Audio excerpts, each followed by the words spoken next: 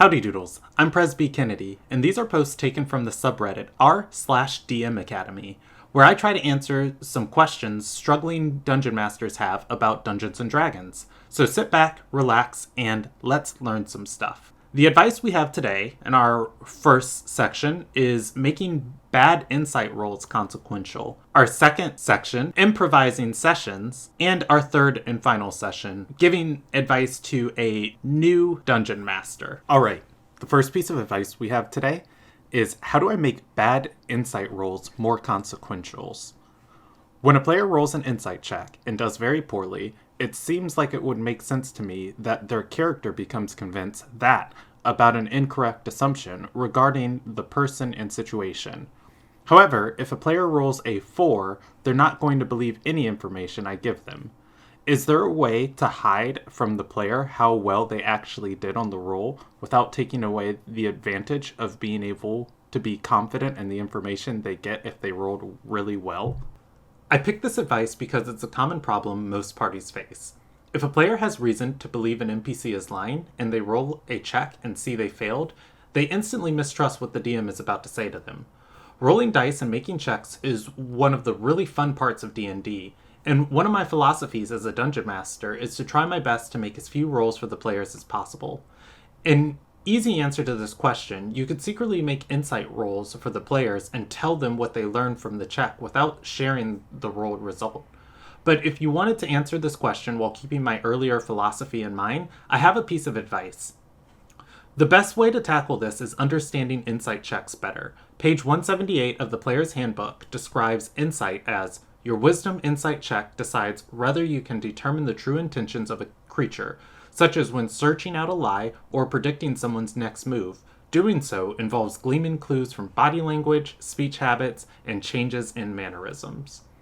Insight is used for a confirmation of suspicions and to determine if your assumptions have weight. If a player fails an insight check to determine if a character is lying, that doesn't mean they believe the lying character, that just means the player can't confirm their suspicions. I like to ask players to be very specific when they ask to make an insight check, and I often ask questions like, could you clarify? What are you trying to determine? Or, what specific part of her statement are you insight checking? What are you trying to learn? Let's say a player simply states, I want to know if they're lying. If you have properly set up the parameters of the check, if they roll a 4 and you respond with, you can't tell if they're lying, the player is still able to ambiguously act on their suspicions. The player can't tell if their suspicions are correct or incorrect and proceeds forward on assumptions. If they roll an 18 and pass the check, you can respond with, you know they're lying by a tell on their face, and the player can proceed forward with confidence. Our next piece of advice is about improvising sessions.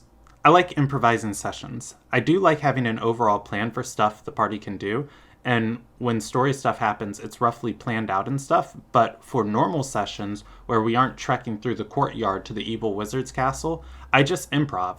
For instance, last session I was down a player, which is fine, in universe, their character was actually in another city for specific reasons, and they didn't need to join the party again instantly. So the 4 remaining players did some RP and then went to my Adventurers Guild.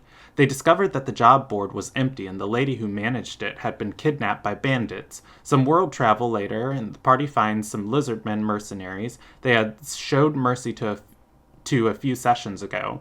They had been recruited into the bandit tribes and had kidnapped the Adventurers Guild clerk. This was all improvised on the spot based on what they had done and where they went.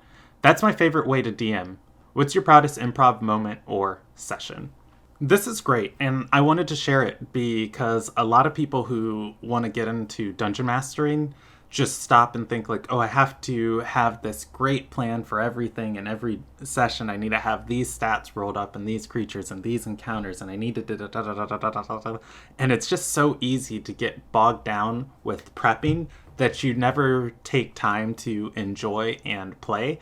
Improvising sessions for me as a dungeon master is really, really fun. And if anybody watches the ongoing series that I run, the Ilderon Tales, I improv a lot of the elements of that session, and I think it's the most fun part about D&D is being able to tell a living story and not wholly know where the story is going to land and where it's going to end up.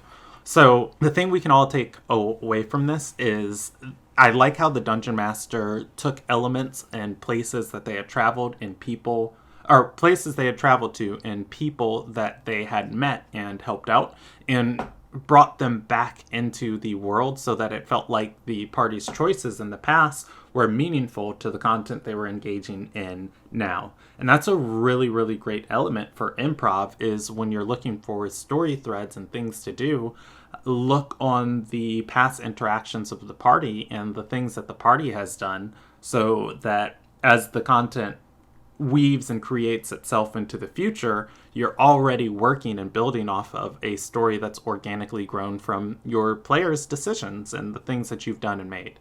What is my proudest improv moment or session? I took some time to think about this question, and I thought about one of my favorite moments of improv and what made it successful. So there was a group of NPCs that I introduced just to die, and the sole reason was to show how strong another group of characters were. And these NPCs were pretty powerful themselves. But through the actions of the players, they ended up saving these NPCs several times over. And so I had this extra group of NPCs that I didn't really need or want in my story. So every time something really, really ridiculously dangerous came up, I always volunteered those NPCs and put them at the forefront of the action, just so that I could eventually move them out of the way of the story. And these NPCs got a reputation among my players as being these almost expendable action star heroes of charging into these perilous situations, and just somehow through the actions of the players and, the rolls of the dice that night and the situations that arrive, these NPCs would survive. And it just led to really, really, really fun moments. And one of the characters in my campaign actually created a new character 16 years later in the same set of campaigns that is the daughter of one of these NPCs who just absolutely refused to die. I think what made this very successful is that I clearly did have plans for the NPCs. The players had a different idea, and due to the characters' actions, these NPCs ended up living. And so when they revisit the players and they keep showing up and helping out in these big moments, where I, as the Dungeon Master, are trying to kill them and they survive and stay alive, it feels that much more thrilling and fulfilling for all of the characters that they continue to, or for all the players that they continue to live and their decisions have an ongoing impact in the world. So I think if we could take away anything from this question, it would be let your players' decisions guide you moving forward, and let your players' decisions be meaningful, and don't get too bogged down in plans. All right, let's move on to the next piece of advice. Our final piece of advice is to a new Dungeon Master. New blood here. I started playing D&D late last year and was instantly hooked. I had never had an opportunity to play before then, and I'm currently playing in 2 different campaigns. After some encouragement from my fiancé, I began writing my first ever campaign. I've been working on the world for about 2 weeks and have found myself working on building cities and lore anytime I get the chance.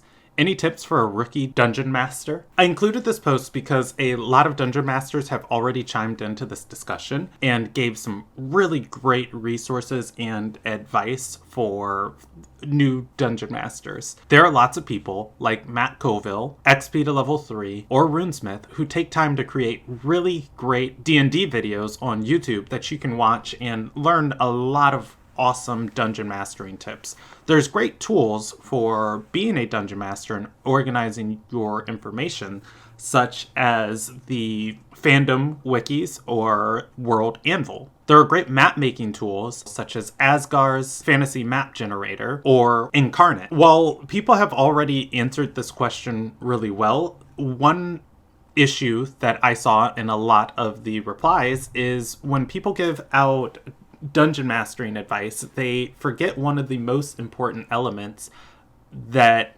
is a part of D&D, and that is advice about the players and your role as a dungeon master interacting with the players. So I wanted to take a quick second to talk on that subject.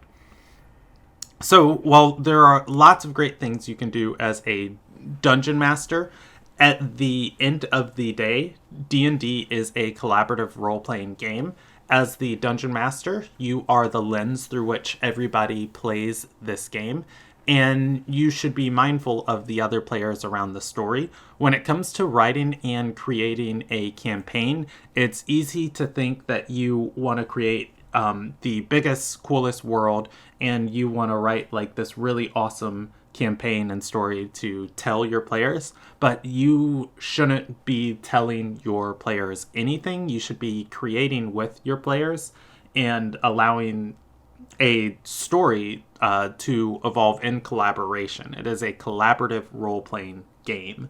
So what I mean by that is, while it is great to have a campaign, you really need to have a group of players first and understand what the players want, what they want to pursue, what you're able to provide them with, and then from the characters they decide to bring and build, work with them in involving them in the world that you have created, and then find a really cool point in your world to tell a story around the characters that you have.